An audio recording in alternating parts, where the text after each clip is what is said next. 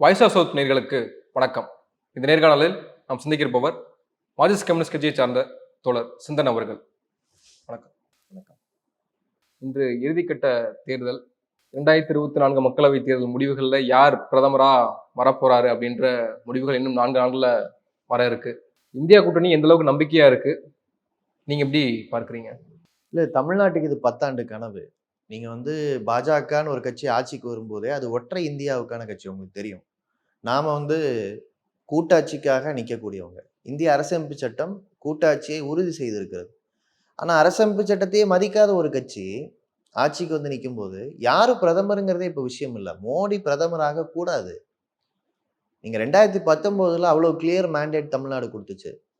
நம்மளால தமிழ்நாட்டில் பண்ண ஒரு கூட்டணிங்கிற ஏற்பாட்டை இந்தியா முழுவதும் பண்ண முடியல.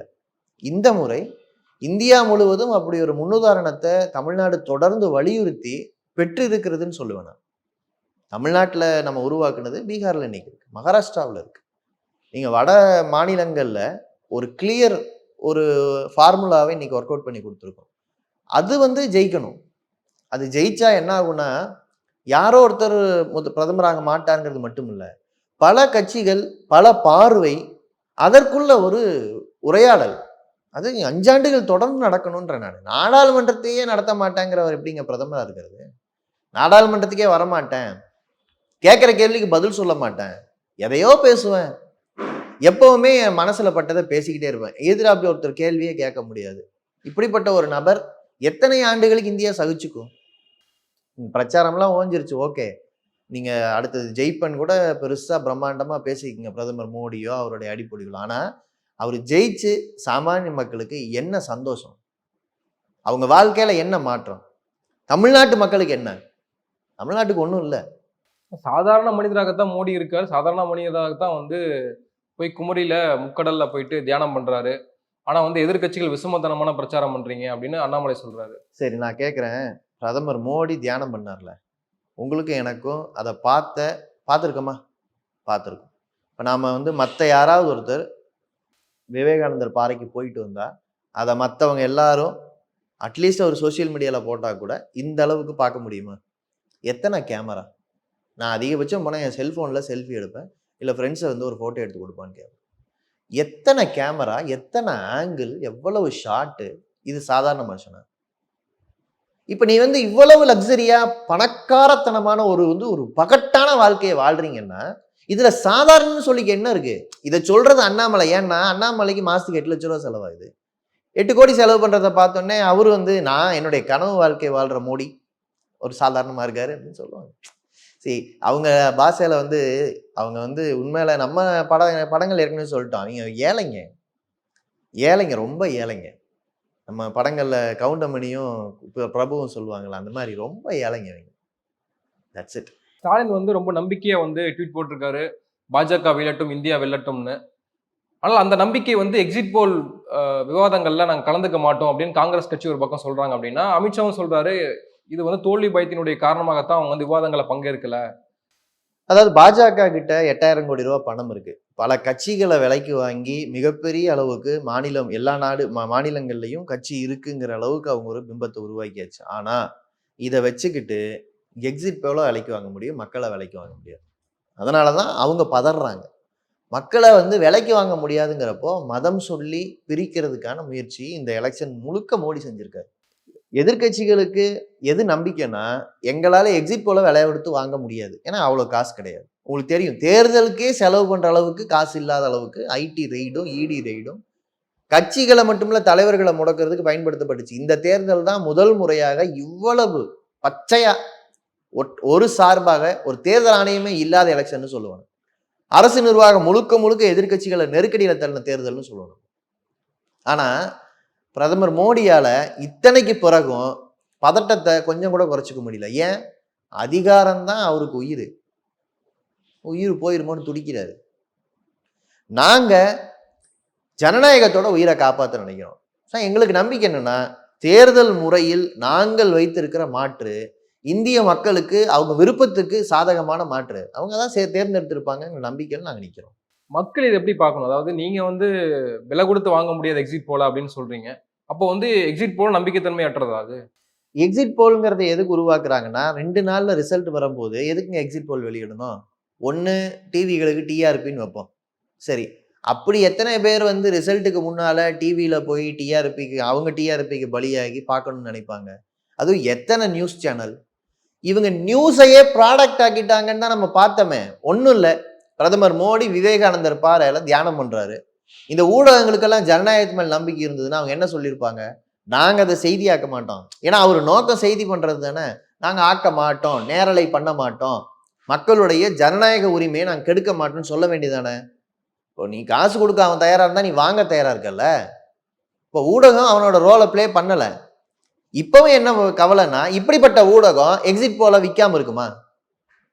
இதுதான் நம்ம கேள்வி. இல்ல பிரதமர் வேட்பாளரா இருக்கிற ஒருத்தர் வந்து திடீர்னு தியானம் பண்றாரு அப்படின்னா அதை கவர் பண்ண தானே செய்வாங்க. இல்ல கவர் பண்றதே தப்புன்னு சொல்லல. இந்த 48 மணி நேரம்ங்கிறது பிரச்சாரம் செய்யக்கூடாதுன்னு தேர்தல் ஆணையம் சட்ட விதிப்படி சொல்லி இருக்கிற நேரம். குறைந்தபட்சம் தேர்தல் நடக்கிற மாநிலங்கள்ல இருக்கக்கூடிய தொலைக்காட்சிகள் ஒரு கட்ஸ் இருந்ததுன்னா சொல்லியிருப்பாங்க, நாங்க வந்து இதை நேரலை பண்ண மாட்டோம். ஆனா கேதார்நாத்ல உட்காரும் போது பண்ணீங்க, இப்பவும் பண்ணீங்க. அப்போ நீங்க ஜனநாயக விலை போறதுக்கு துணை நிக்கிறீங்க. அப்போ உங்க ஊடகங்கள்ல வரக்கூடிய செய்தியை மக்கள் என்னவா பார்க்கணும் நாங்க மக்கள்கிட்ட சொல்ல வேண்டாமா? இது செய்தி கிடையாது. நான் கேட்கிறேன், தமிழ்நாட்டுல எங்கேயோ வட தமிழ்நாட்டுல வந்து 2 சீட்டு பிஜேபி ஜெயிக்கும்னு சொன்னாங்களே, எந்த ஊடகமாவது இதுதான் அந்த சீட்டுன்னு சொல்ல வேண்டியதானே? சொல்லுங்க, வேலூர்னு சொல்லுங்க, சவுத் சென்னைன்னு சொல்லுங்க, நீங்க சொல்லுங்க, ஏதாவது ஒரு தொகுதியை சொல்லுங்க பிஜேபி இங்கதான் ஜெயிக்கும்னு பார்த்துருவோம். தென் தமிழகத்துல ஜெயிக்கும்னு சொல்லுங்க, நம்பர் குறிப்பிட்டு சொல்லுங்க, கன்னியாகுமரியில ஜெயிக்கும்னு சொல்லுங்க பார்ப்போம். 2 இலக்குல வருவோம் அப்படின்றாங்க. இல்ல அந்த 2 இலக்கு தான். என்ன இலக்கு? 2 இலக்க வாக்கா, 2 இலக்கு இது எண்ணிக்கையா? நான் கேட்கிறேன். 22 சீட்டு ஜெயிக்கும்னு இப்ப கூட நிறைய பேர் சொல்லிட்டு இருக்காங்க. அதைத்தான் சொன்னேன். எக்ஸிட் போல்ல 40 தொகுதி இருக்கிற தமிழ்நாட்டுல 80 தொகுதி கூட எக்ஸிட் போல்ல ஜெயிக்கலாம். எக்ஸிட் போல்ல வந்து உங்களுக்கு அதை எழுதுறவன் தானே எழுதுறான், படிக்கிறவனுக்கு அது ஒரு நாள் கூத்து, அவ்வளவுதானே. எக்ஸிட் போல் தப்பா போட்டா தண்டனை உண்டாங்க 2 நாள் முன்னால. ஆனா இதை ஏன் செய்யறாங்க? இதை செய்யறவன் முட்டாளா? வாக்கு எண்ணிக்கைக்கு போய் லட்சக்கணக்கான கட்சி ஊழியர்கள் நிக்கணும், அவங்கள மாறலா கெடுக்கணும்னு நினைக்கிறாங்க. அதாவது உள்ள போகும்போதே தோல்வி பயத்தோட போய் நின்னா நாம வந்து அந்த ஃபார்ம் 17C காமிச்சு, சார் இது நம்பர் கன்ஃபார்ம் பண்ணுங்க கேட்பாங்களா? அதிகாரிக எந்த கட்சி சார்பு எடுப்பாங்க? இவங்க தான் ஜெயிக்க போறாங்கிற உணர்வோட வர்ற அதிகாரிக்கு எந்த கட்சி சார்பு எடுப்பாங்க?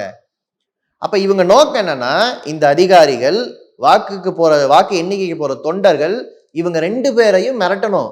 மற்றபடி இந்த 3 நாள்ல ஒரு வெற்றியை காட்டுறதுனால எந்த கட்சிக்கு என்ன பலன் வரப்போகுது? இந்தியா கூட்டணியே ஜெயிக்குதுன்னு வரட்டுங்க, என்ன பலன் வரப்போகுது? வாக்கு எண்ணிக்கையை தீவிரமா பண்ணலைன்னா ஒண்ணும் இல்லை. இந்த தடவை விவிபேட்டை 100% எண்ணுவேன்னு ஒத்துக்கல தேர்தல் ஆணையம். அதே மாதிரி நேர்மையாக தேர்தல் எண்ணிக்கை நடக்கும் என்கிற நம்பிக்கையை கொடுக்கல. பல இடங்கள்ல அரசு அதிகாரிகள், அதாவது வாக்கு பதிவின் போதே ஏகப்பட்ட பிரச்சனை.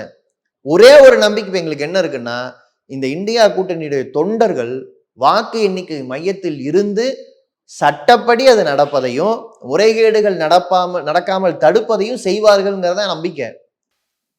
இது எங்க நம்பிக்கை இல்லை, மக்களுக்கு அவங்க போட்ட ஓட்டுங்க, அதை பாதுகாக்க வேண்டிய கடமை இருக்கு. ஸோ எக்ஸிட் போல்ல டிமாரலைஸ் பண்ணுனா இந்த விஷயத்தை வந்து சாதிக்க முடியும்னு நினைப்பாங்க. வேற ஒரு காரணமும் கிடையாது எக்ஸிட் போல எதிர்க்கிறதுக்கு. நீங்க எத்தனையோ கூத்தடிச்சீங்க. எலெக்ஷனுக்கு முன்னாலேயே இவங்க பாஜக தான் ஜெயிக்கும், 400 சீட்டு ஜெயிக்கும்னு அமித்ஷா சொல்லலாங்க. எல்லா டிவி சர்வேலையும் 370 சீட்டு 70 சீட்டுன்னு சொன்னாங்க. 10 ஆண்டுகள்ல விமர்சனமே கிடையாதா பிரதமர் மோடி மேல? இந்த ஃபர்ஸ்ட் பாஸ் போஸ்ட் சிஸ்டம் தானே பிரச்சனை.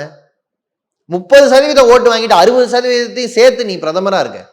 ஆனா 100% மக்களுக்காக இருந்தீங்களா? எப்ப பாரு ஒரு பிரச்சார மூட்லயே இருந்தீங்கல்ல. இப்படி ஒரு பிரதமர் இந்த நாட்டுக்கு இருக்கலாமா? தரந்தாழ்ந்த பேச்சு. மன்மோகன் சிங் சொன்னதுல 100% கரெக்டுங்க. ஒரு பிரதமர் இப்படி பேசுனதே கிடையாது. இது எல்லாம் தரந்தாழ்த்தி விட்ட ஒரு நபர் மீண்டும் வருவார்னு எழுதுறதுக்கு இந்த ஊடகங்களுக்கு வெக்கம் இல்லைன்னா நாம நேரடியாக இதை கேட்டுதான் ஆகணும். ஏன்னா இந்த வாக்கு எண்ணிக்கை முக்கியம். இதுல தொண்டர்கள் போய் நின்று என்ஷூர் பண்ண வேண்டியது முக்கியம். என்ஷூர் பண்ணி ஆகணும். இதுக்காக தான் நாங்க இந்த எக்ஸிட் போல் பத்தி அது என்ன வருதுன்னா நமக்கு தெரியாது. ஆனா இப்பவே சொல்றதுக்கு காரணம் அதுதான். இந்த ஊடகங்கள் நம்பிக்கைக்குரிய முறையில் நடக்கல. இந்த ஊடக முதலாளிகள் ஊடக சுதந்திரத்தையே ரொம்ப சுருக்கிட்டாங்க. நீங்க பாதிக்கப்பட்டவன் பக்கத்தில் நிக்கிறதா ஊடகங்களுடைய வேலை.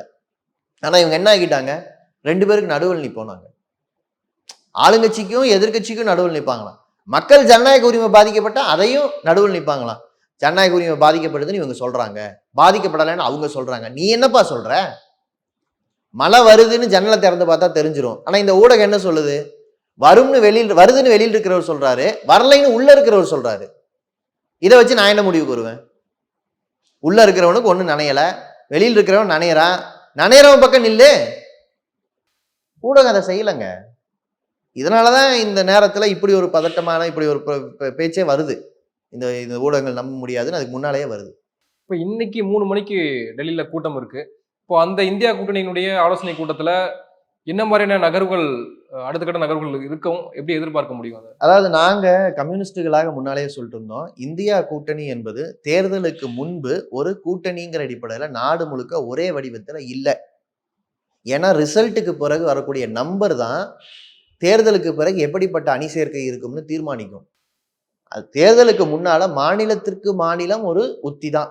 அது நாங்க முன்னாலேயே சொன்னா அதுதான் நடந்திருக்கு. ஏன்னா இதுதான் இப்போதைக்கு இருக்கிற குறைந்தபட்ச சாத்தியம். இதுவே எல்லாத்துக்கும் மருந்து நாங்க சொல்லலை. ஆனா பிஃபோர் இந்த கவுண்டிங் அப்போ ஒரு பெரிய ஒற்றுமை கட்சிகளுக்கு இடையில தேவைப்படுது. ஏன்னா இந்த கவுண்டிங்கை சிதைப்பதற்கு இந்த தேர்தல் ஆணையம் நம்ம இவ்வளவு நாள் எத்தனை கம்ப்ளைண்ட் கொடுத்தோம், நடவடிக்கை எடுக்கல. அப்ப இந்த தேர்தல் ஆணையத்துக்கு மேல ஒரு கண்காணிப்பு வளையத்தை நாங்க ஏற்படுத்த வேண்டியிருக்கு. ஸோ ஒரு விஜிலன்ஸுக்காக நாங்க கூடுறோம், வேற ஒன்றும் இதுல இப்போதைக்கு முக்கியத்துவம் கிடையாது. ஆனா எம்பி நம்பர்ஸ் வந்த பிறகு நீங்க சொன்ன மாதிரி யாரு கவர்மெண்ட் ஃபார்ம் பண்ண போறாங்க, யார் யார் ஆதரவு தெரிவிப்பாங்க, இதெல்லாம் அடுத்த விஷயம். ஆனா இதை பாதுகாக்கணுங்கிறதே இப்போ எமர்ஜென்சியா வந்ததுனால தான் 1ஆம் தேதியே கூடுறோம். 1ஆம் தேதியே கூடுறதுக்கு வேற காரணங்கள் எதுவும் கிடையாது. பல பேர் எழுதுறாங்க பிரதமர் யாருன்னு பார்ப்பாங்க. பிரதமர் யாருன்னு பார்க்கணும்னா நாங்க அந்த தேர்தலுக்கு முன்னால கூட்டணியிலேயே சொல்லிடுவோமே. அது இல்லை விஷயம். நீங்க பிரதமர் கான்சென்ட்ரேட் பண்ணி நீங்க மக்களை கைவிட்டுட்டீங்க. நாங்க இந்த முறை இந்தியா என்பது இந்தியாவை முன்னிறுத்தி நின்றது. அது எவ்வளவு பெரிய வெற்றி. தமிழ்நாட்டை பத்தி பேசுச்சு, கேரளத்தை பத்தி பேசுச்சு. ஒவ்வொரு மாநிலமும் அதனோட முக்கியத்துவமான கோரிக்கைகளை பேசியிருக்கு. அது ரெஃப்ளெக்ட் ஆகணுங்க ஆட்சியில. இந்த இடத்துக்கு வரணுங்கிறது தான் இப்ப இது ஃபர்ஸ்ட் ஸ்டெப். இன்னும் நிறைய கூட்டங்கள் வரும். தொடர்ந்து பேசுவோம். உங்க நேரத்துக்கு மிக்க நன்றி. மிக்க நன்றி.